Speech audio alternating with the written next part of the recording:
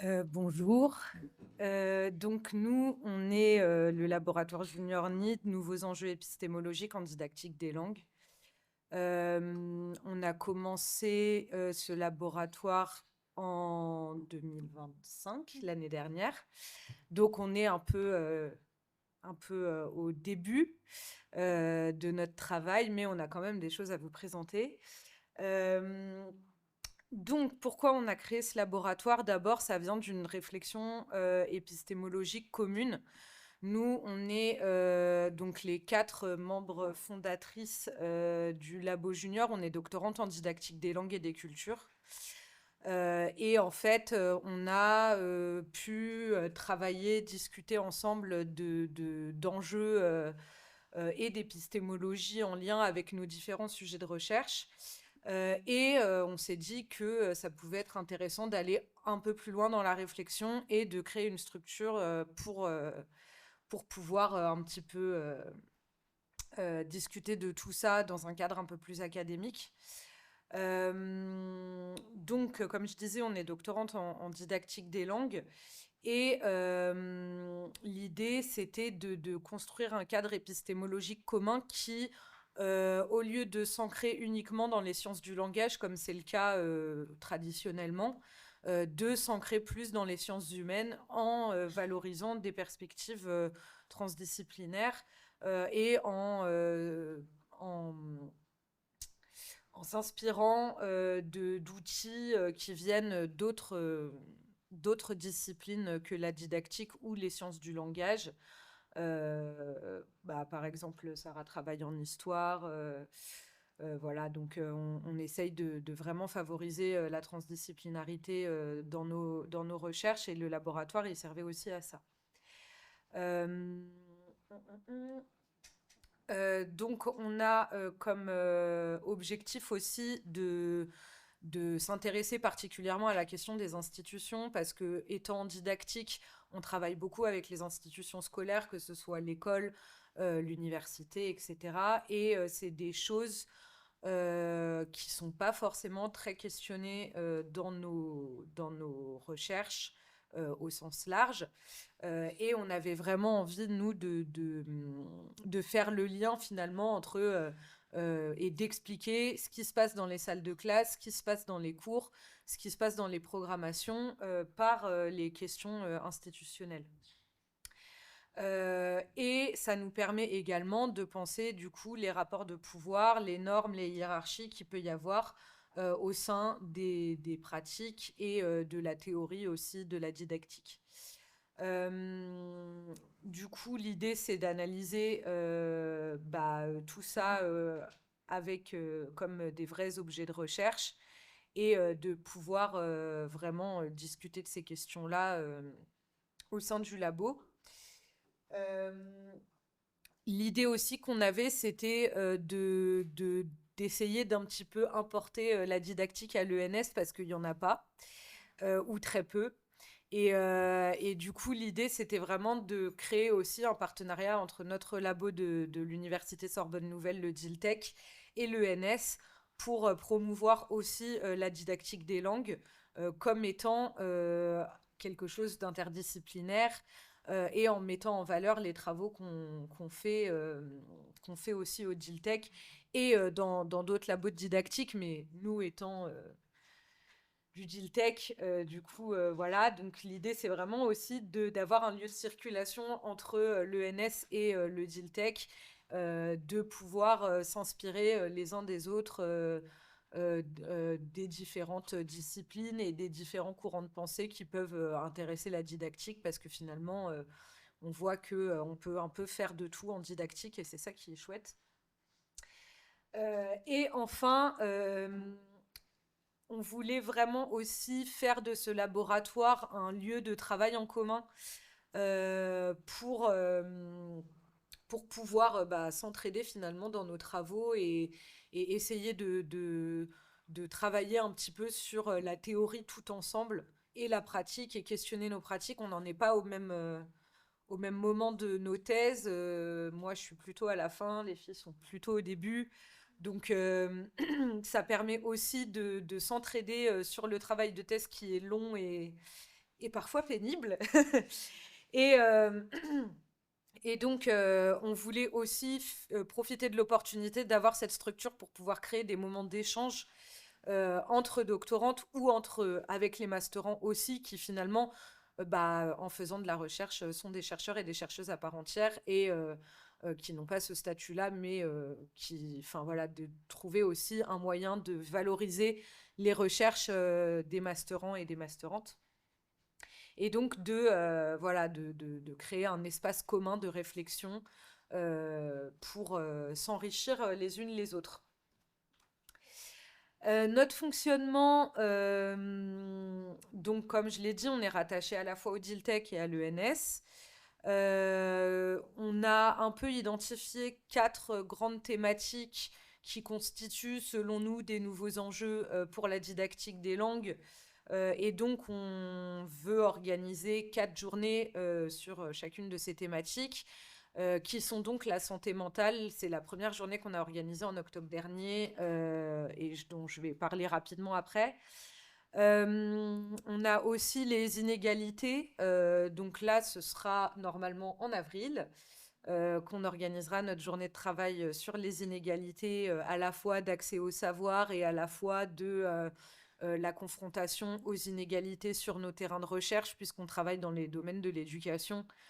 Il n'est pas rare, et en particulier dans la didactique du FLE, qu'on se retrouve avec des publics parfois qui ont des difficultés et qui subissent beaucoup d'inégalités. Donc c'était important pour nous aussi de questionner tout ça dans nos recherches.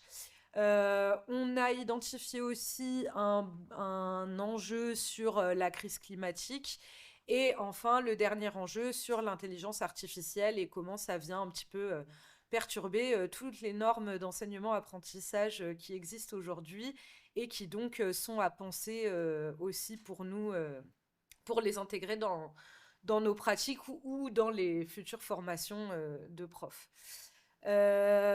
Enfin, on aimerait bien organiser du coup un colloque final en s'inspirant de toutes ces thématiques pour pouvoir permettre à plus de gens de s'en saisir et de présenter leurs travaux dans le cadre de notre laboratoire et du colloque.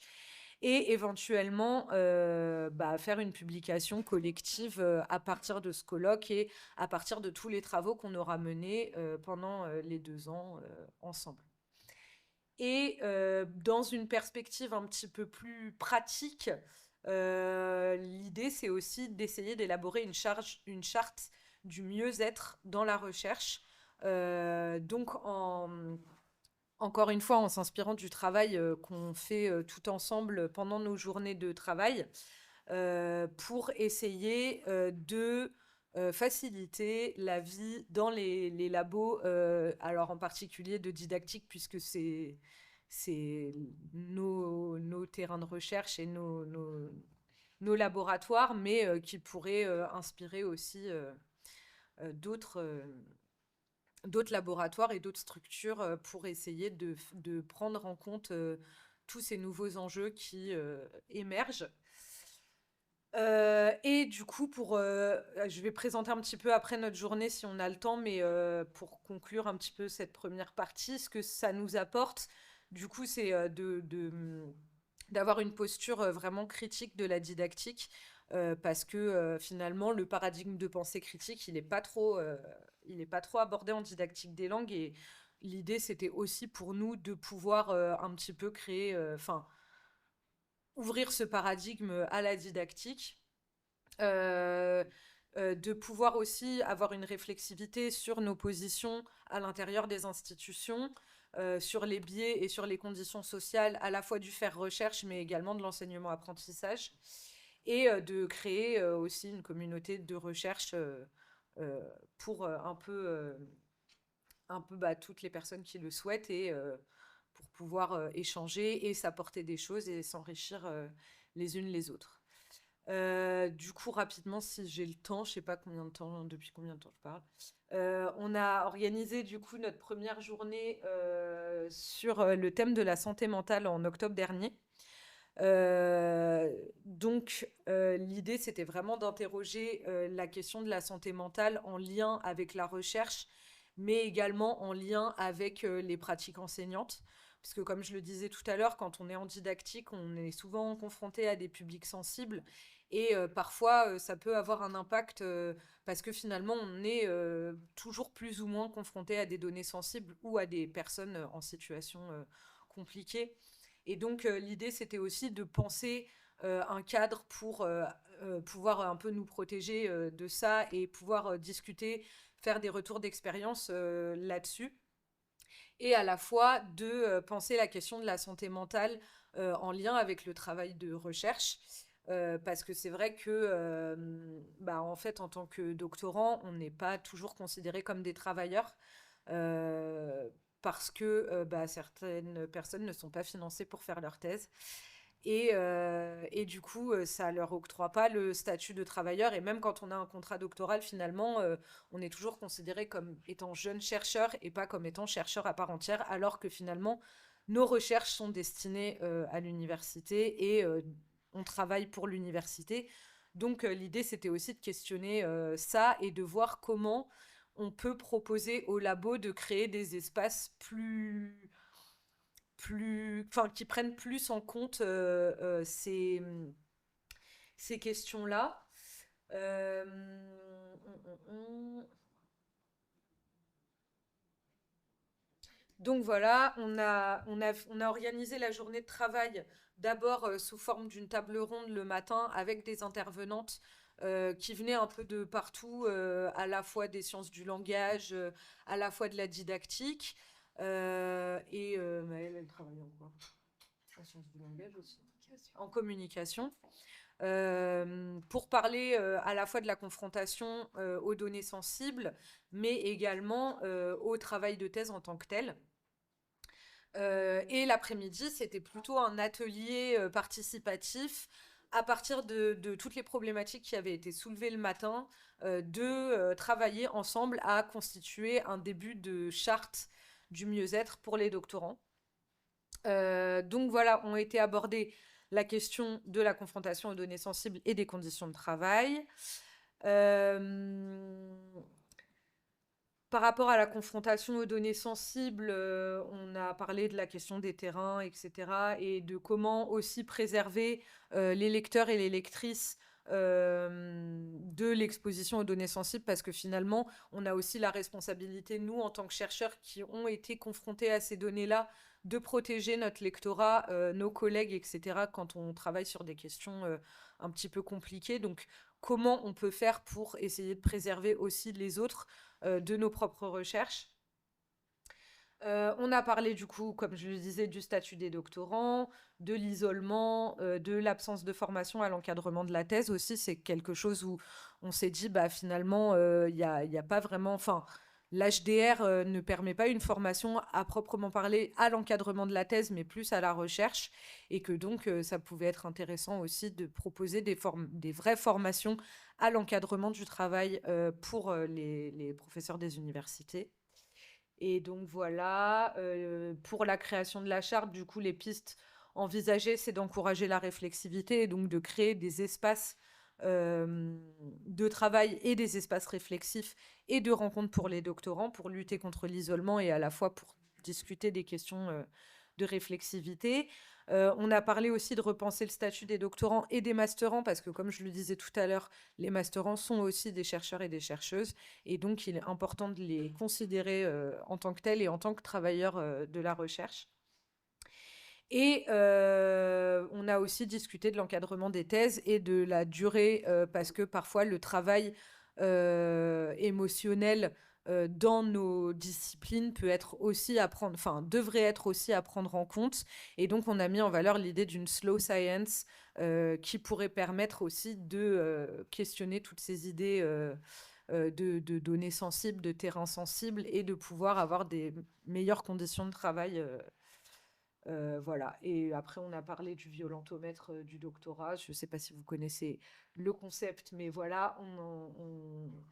Et voilà, du coup, on a terminé notre présentation. Merci de nous avoir écoutés.